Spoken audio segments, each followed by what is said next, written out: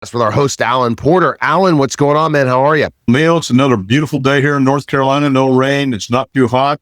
I want to go play golf this afternoon. It's nice and cool, and it feels like fall, and it's only August 22nd. So go figure. I'm sure we'll warm up again. Our topic today is Social Security isn't keeping up. Tariffs, inflation, and the silent squeeze on seniors. Alan, with the average Social Security check sitting just over $2,000, while monthly expenses hover around $5,000, what are retirees supposed to do to close that massive gap? I guess die sooner. But no, there's a lot of things that you got to have some asset to do that. And a lot of people don't have assets. They rely on their 401k. The average 401k only lasts 4 to 7 years.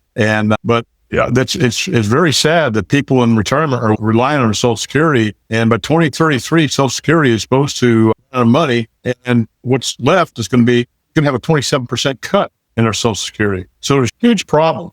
Things to be taken care of, but some of the stuff that, like inflation, I call it the stealth tax, because you pay this and you don't know it's there until you go to the grocery store or something. And with the tariffs and everything, I think the tariffs they're going to pay for themselves. It may take 2 or 3 years to do it, but I think the tariffs are absolutely great. Why should we be paying tariffs to anybody else? Just like Canada, we're paying 158% tariffs on dairy products, and we got to tariff on that for 10%. I love what Trump did. He makes it equal for everybody. Then he uses that as a massive weapon in the world stage too. Just like Soviet wars, he solved 6 wars in 6 months, and hopefully get this thing taken care of in the Ukraine. We're hearing that the 2026 COLA may only be around 2.7. Why isn't that enough? And how does inflation and rising tariffs make that situation worse? I think the inflation rate is 2.9% right now. I'm not sure because it fluctuates each time, but the government doesn't kill everything in there. They don't count food or fuel prices. Fuel have come down tremendously. Food's starting to come down, but that's not enough. And there's got to be some type of program out there that can help people. But again, you've got to have a plan for retirement. And I say this many times, Neil, people spend more time on their summer vacation than they do their retirement. And when they become 60 years age or 55 years, oh my gosh, I need to start doing something for my retirement. What can I do? I said, it's not too late, but you may have to work longer. That's one thing. You just put in your mind, you're going to have to work long because, there's things you can get, and there's things you can't get. But, the number one fear in retirement is running out of money before you run out of life. You got to have guaranteed income in retirement, enough guaranteed income just to pay for the basics in life. And people with guaranteed income, they live a longer, happier, and healthier and less stressful lives because they don't have to worry about it. That's so true.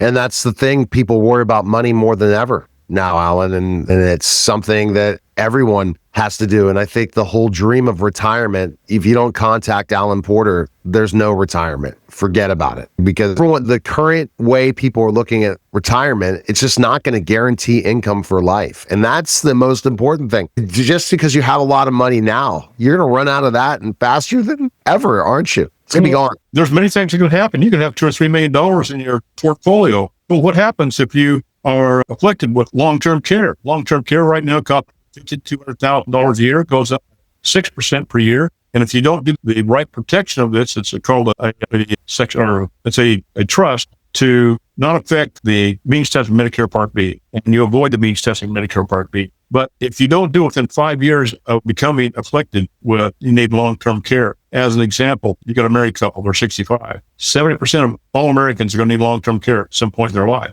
And their surviving spouse, the other person is in long-term care. The government will confiscate your asset to pay for the person in long-term care. And sometimes with Alzheimer's, dementia, these people could be in there 4, 5, 6 years. And at that point, you may have $2 million in that account, but by the time the government gets through taking that money to pay for long-term care, you're going to have nothing left. The spouse is left with one car, one house. I think it's approximately $137,000 and a small subsistence allowance. And they thought they had retirement all taken care of. The person that really gets hurt with long-term care is the caregiver. Totally. And I think 80% of women out there end up being the caregiver. I'm not sure on the statistic right now, but it's something that people need to plan for, and they don't do it, Neil. All right. So a recent report shows 61% of retirees couldn't afford to miss even half of a Social Security check. What's your message to people relying on Social Security as their main income? No, you've got to have something else besides Social Security. Like I said, in 2033, it's scheduled to run out of money. And even if they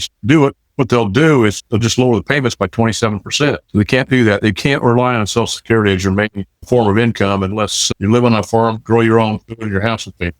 Even there, I don't think you can do it if you're living in poverty. But it depends on your assets, because we'll get this, I'll answer this in another question down the road. Absolutely. What income strategy do you recommend to help retirees offset inflation, especially when traditional fixed income just isn't enough anymore? Let's say that they're saving their 401k or a IRA or something like that, stock portfolio, and if they got $1 million, they're doing very well, they think. But it's not about rate of return in retirement. It's about distribution of your assets. And first off, if you have that money in a 401k or IRA, that money is not guaranteed. But say a 4% distribution rate, it used to be a safe distribution rate to last for 30 years, indexed at 3% for inflation. That's 95.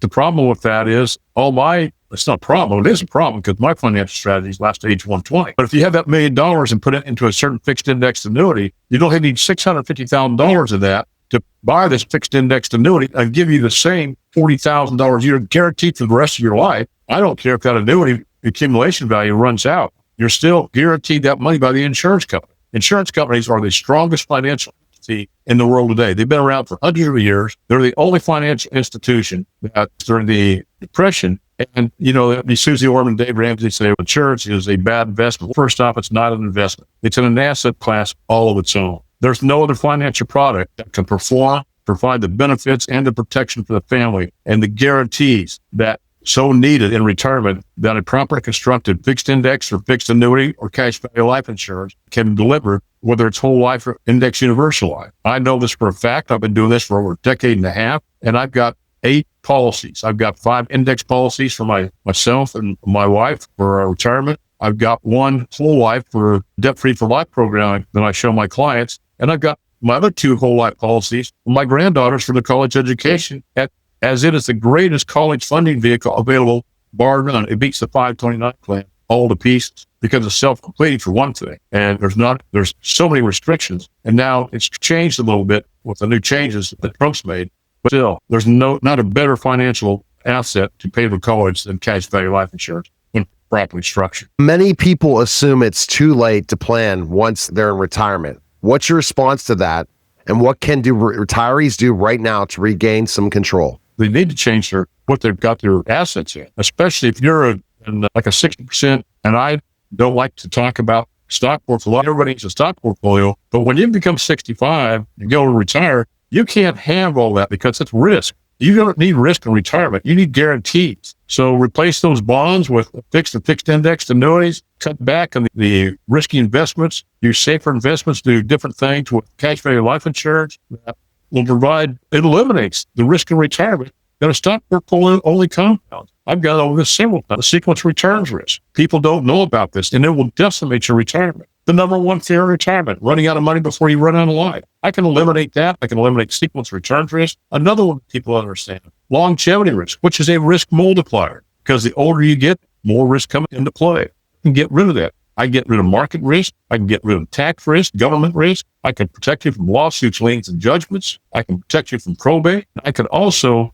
eliminate the taxation on Social Security and the means testing in Medicare Part B, which will be in the thousands of dollars per year. All right. The best place to reach you is go to 910-551-1046 or go to strategicwealthstrategies.com or email you at strategicwealth0@gmail.com. Appreciate it, Alan. You bet. And Neil, let me say one thing. I don't charge for my services. But I have a team of people that I work and they're specialists. And what I mean by specialists, let's say I'm your family doctor. I can treat you for minor illnesses, minor injuries. But if you need your knee operated on, you want the orthopedic surgeon, the specialist. And that's what I have in my team. Tax attorneys and CPAs and other specialists in the field. And we collaborate together to provide solutions for people's financial problems. All right. That was the Strategic Wealth Strategies podcast, guys.